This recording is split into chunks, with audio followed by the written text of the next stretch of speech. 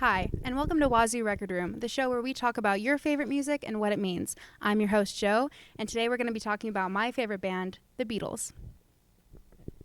Yay!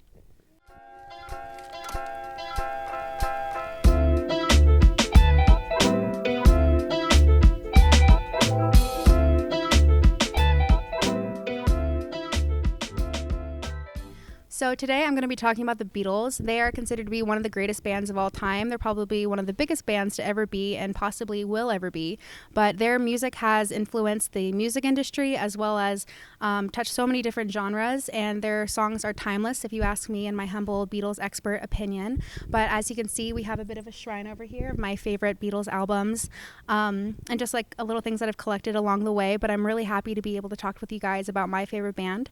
And we're going to be going over 3 parts: the history, what makes the Beatles so great, and then my favorite songs as well as worst songs by the Beatles, because they aren't perfect and I want to cover everything. So let's get into it.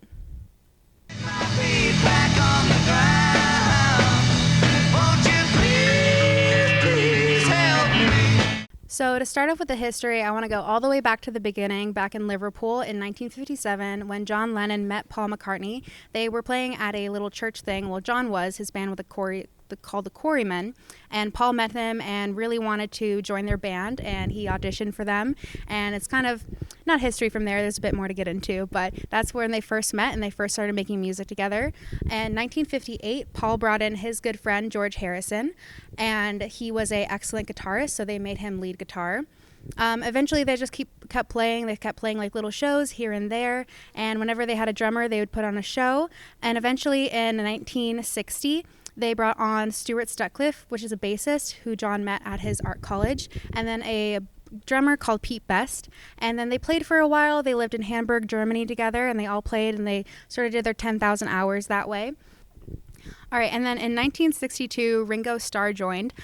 He was made their drummer after their producer, George Martin, wanted him to play instead of Pete Best. But that's how we all came to know and love the Beatles. Eventually, Stuart Sutcliffe left because he was an art student and he wanted to pursue art full time.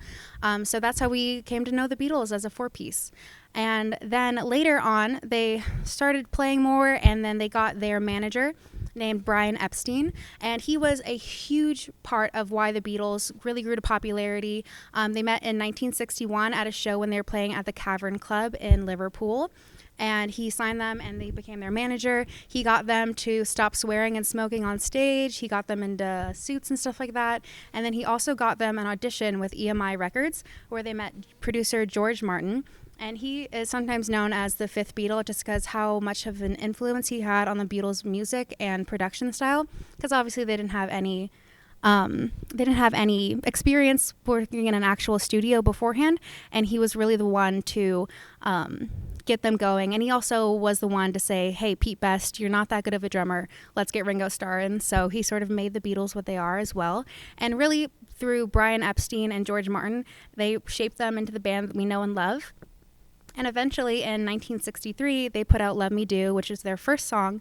And Paul actually wrote this when he was 16. So before the Beatles were actually even a thing, he wrote Love Me Do, and that was their first ever song that they put out. In 1963, it was kind of a crazy year for them. It's when Beatlemania started to really ensue. They went on the Ed Sullivan Show and brought their music to America, and it was huge for them. Everyone was talking about them, everything Beatles all the time. George Harrison once said that they put 4 years practically of work into 1 year, which was 1963, and they just started putting out hit after hit after hit with their first album, Please Please Me, which is a great little song, great little number that you guys should totally listen to. So they put out Please Please Me, and they also put out With the Beatles, and then they just started putting out more music all the time. This was also a time when AM radio was switching to FM radio, and there was a huge demand for them to put out more music, as well as other artists in general. They put out so many albums in such a short amount of time. They put out 12 in roughly 7 years, which is their active periods of like 1962 to 1969. They also did 4 movies in that time, which are actually really silly. I highly recommend watching them if you have absolutely nothing else to do. They did A Hard Day's Night, they did Help, they did Magical Mystery Tour, and they also did Yellow Submarine. They were all based on their albums, and the music was really the forefront of the movies because they had very little plot. the Beatles were not actors by any means. They really sucked, actually, which is kind of makes them more funny. But yeah, really recommend watching Help, the movie. It's really funny because, like, the story goes that Ringo is kind of like getting attacked by this group of people, and it's sort of like a nuisance to the other band members, and they're just like going about playing their songs, and then like Ringo is getting like kidnapped in the background. It's very funny. Highly recommend. But then, as like another thing I want to mention is that they were 20 during their height, and they're like, they were so young when they rose to fame, and then for all of their 20s they were just the Beatles. It's who they were, it's what they did, and they made so much wonderful music in such a short amount of time, which is really amazing. And let's jump into the breakup, which is probably a very tumultuous topic for Beatles fans. A lot of people have a lot of opinions, but me personally, I think that the Beatles broke the Beatles up. It wasn't an outside source or anything like that. They just all wanted different things. Paul wanted to go and tour and do more live shows and stuff like that. John wanted to do more solo work. He also wanted to work with his then wife Yoko.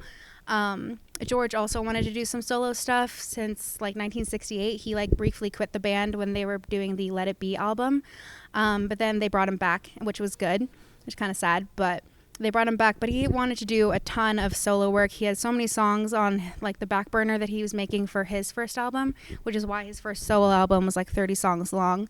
And Ringo was really in it for the group. He was a man of the people. He was a man for the group, and he was like the little glue that held everything together.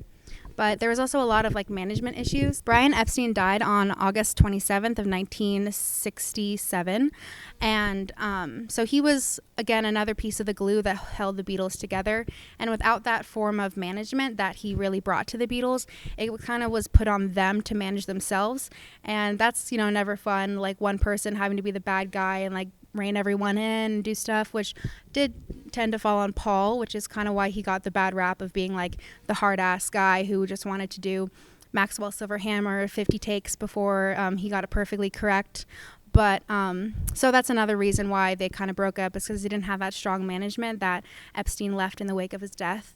And I also think that they lost like a lot of trust within each other. They were always very, very close, obviously, but then they just didn't want to work together in the same fashion. So the last time that they were all together was in August 22nd, 1969, and actually on this day when they took these photos here. That's on John's estate in London, I believe, or somewhere around there. And so that was the last day that they were ever all in the same room together. They would do projects together here and there throughout the 70s, but they were never all back together again, which is honestly a shame. And then they actually officially broke up and broke the news to the press in April 10th, 1970, which happens to be my birthday, which is kind of funny. I have a Beatles curse day as a birthday, but that's fine. So they broke the news to everyone, and it was heartbreaking. But hey, they all had to go on and do their solo projects, which was just as wonderful. 8 days a week, I love you.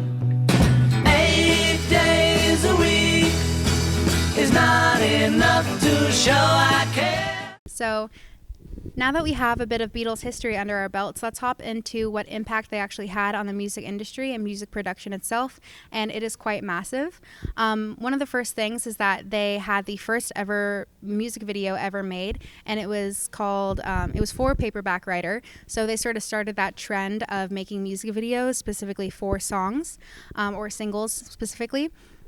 They also sort of started stadium rock when they performed at Shea Stadium in 1966. It was when it was on like their last leg of their American tour, and they played at Shea Stadium, which is like a huge baseball stadium. It was huge. There was 55,000 people there, which was really great and really enormous for that time. They actually didn't have the sound equipment. Like, the sound equipment needed for a show that size was not invented during the time. They had to, like, I believe the company was named Vox or whatever. They had to make a large amp specifically for that. So if you were there at Shea Stadium, the audio quality was probably terrible. But hey, you got to see the Beatles perform live, so that's huge. But yeah, so they sort of invented the stadium size, like, touring and things like that, that a lot of other artists like Led Zeppelin, the Rolling Stones got to really enjoy when they were performing in the 70s and stuff like that, that the Beatles unfortunately started but didn't really get to do. The next thing that they did and they sort of brought to the music industry was performing live to an international audience.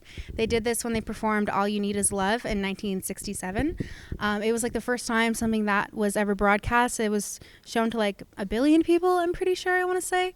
But it was huge, and they sort of did it in one take. They were just like, hey, go on, do All You Need Is Love, and they performed live for everyone around the world, which hadn't been done before because it was 1967. But yeah, so that's sort of like some music industry standards that they started. And also they had a huge effect on music production. So they did a lot of tape looping and stuff like that, which was done, but it wasn't super popular. They really brought that and started using that a ton in their music and things like that, mostly on Revolver. They did that with Tomorrow Never Knows.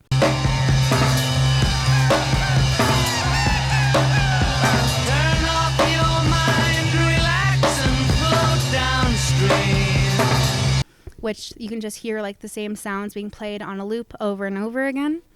They also had the first commercial song to have guitar feedback be at the beginning of it, and this is on I Feel Fine.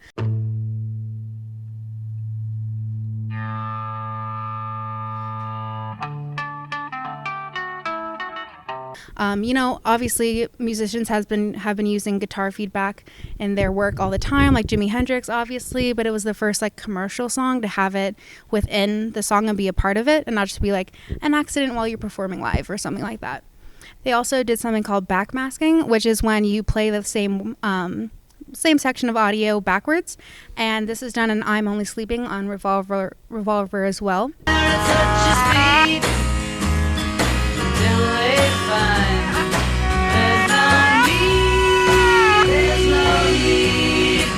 So another thing that they did was popularize synthesizers. So George Harrison had his own, it was called the Moog synthesizer, and they used it a lot on Abbey Road in 1969.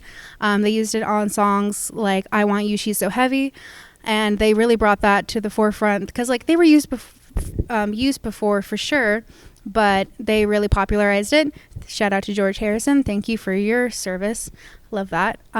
They influenced countless other bands. There's so many British rock bands that came from them, and different versions. A lot of the bands around that time were the Beatles, just in different fonts and stuff like that.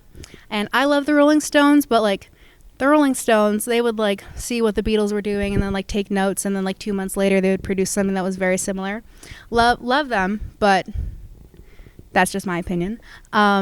I think they were huge players, and they scared other people in the industry. Elvis was afraid of the Beatles, and the Beatles weren't afraid of anyone. So they really set the standard, and everyone saw what they were doing, and they took notes, and then they did something very similar, which is honestly very impressive.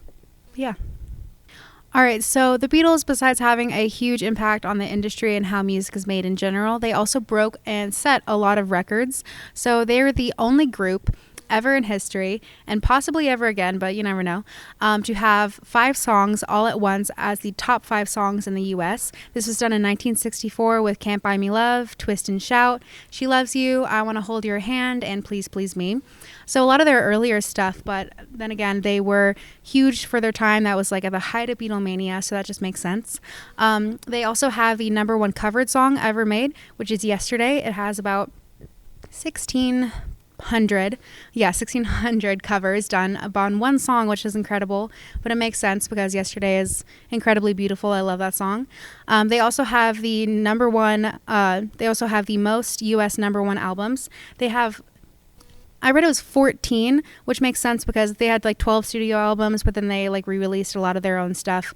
The album One, which came out in 2000, was the #1 selling album of 2000 to 2010, which is kind of crazy because that was 30 years after they broke up, and they still have a #1 album, best selling of the whole decade, which is kind of crazy if you ask me, but that's just what their impact is. They're huge. They will continue to be huge, and as long as people are still listening, as people are still loving them, then they're going to continue to have this legacy for maybe the rest of forever. Hopefully, fingers crossed.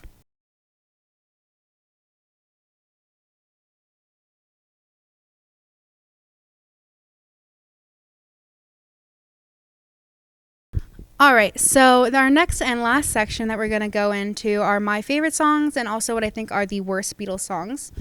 So I have 10 of them, and I'm going to go through it pretty fast. I might have fun little stories to go along with, but we'll go ahead and start off. Golden Slumbers is my number one favorite Beatles songs ever. It is 1 minute and like 30 seconds, I believe.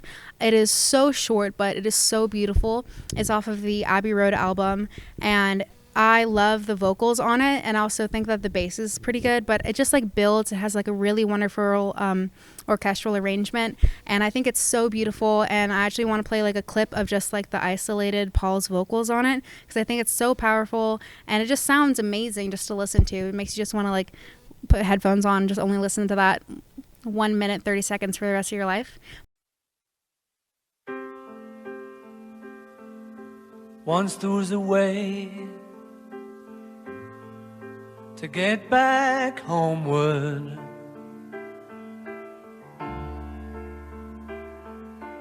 Once there was a way to get back home. Sleep, pretty darling, do not cry, and I will sing a lullaby. Golden slumbers fill your eyes, smiles awake you when you rise. Sleep, pretty darling, do not cry, and I will sing a lullaby. But that's why it's my favorite. My second favorite is Helter Skelter. I promise I won't have stories with all of these, but Helter Skelter is such a fun song. It's like probably the most hardcore Beatles song that they have. It's off the White Album. Also made by, written by Paul McCartney. And a fun story, so he read in an article that The Who had the most hardcore sounding song out there right now, and the song is called I Can See for Miles, which is a great song. I love that song, but Paul read that and he was like, oh, no. He's like, I can do so much better. And then he put out Helter Skelter, which also had some very interesting influences, if you are aware of the influences that the song had. But I think it's such a wonderful song, and it just shows that the Beatles, Paul particularly, can go extremely hard and go really hardcore, but then he can do it, but he just doesn't want to. It also majorly influenced like punk music and metal music, which is crazy because it's the Beatles, but it had such a crazy influence on the hardcore music that we know today. It also has a fun little squeaky toy noise in it. It sounds like a duck. It's kind of fun. And then at the end of it, Ringo, he like yells, he's like, I got blisters on my fingers, because he was like just drumming so hard for it. Love that song.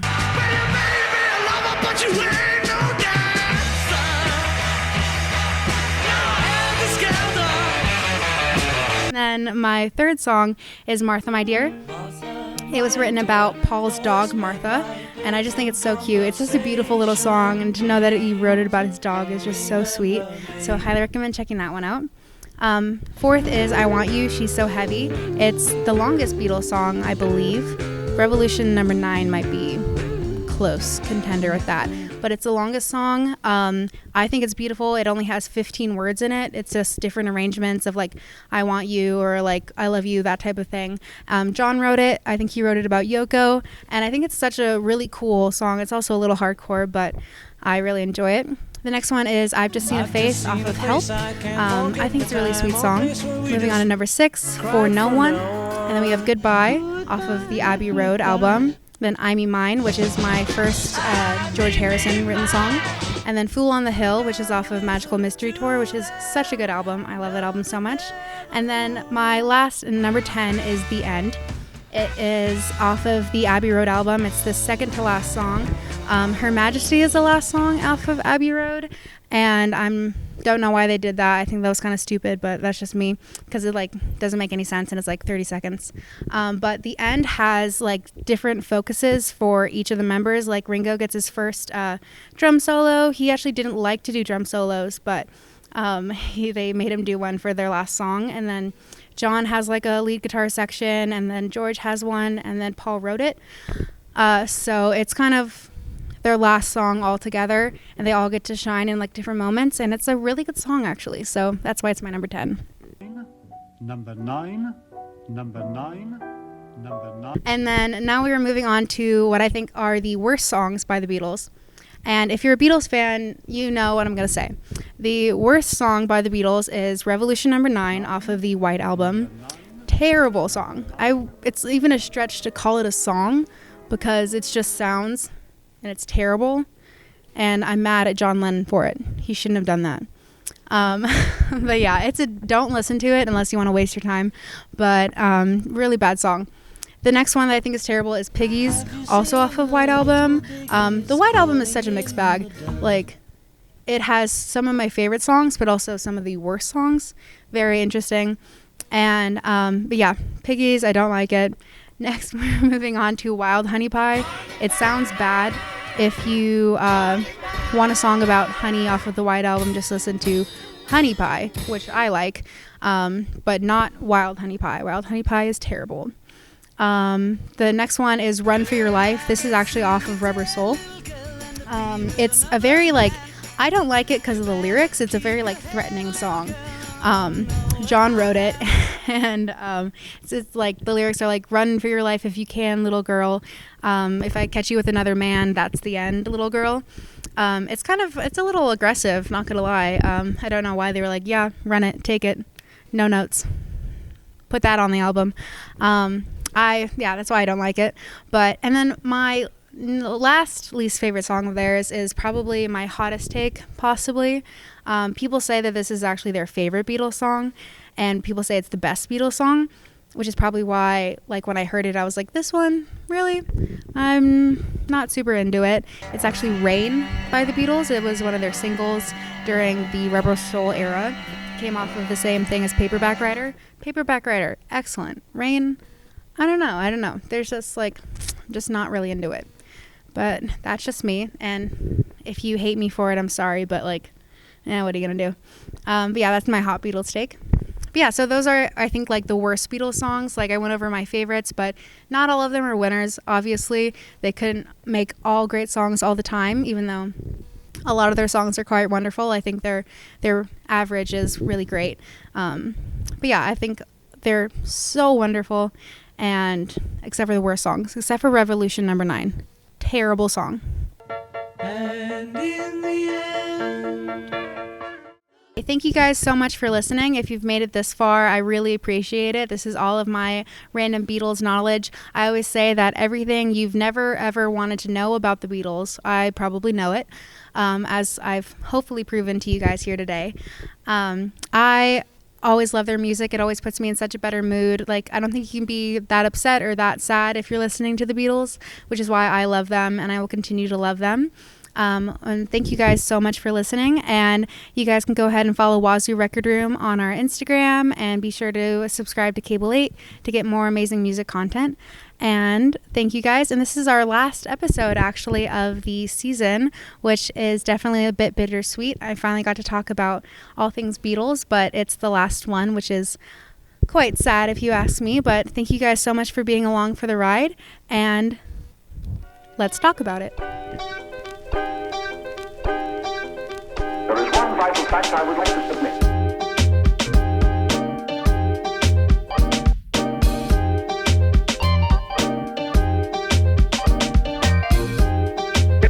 Come, babe.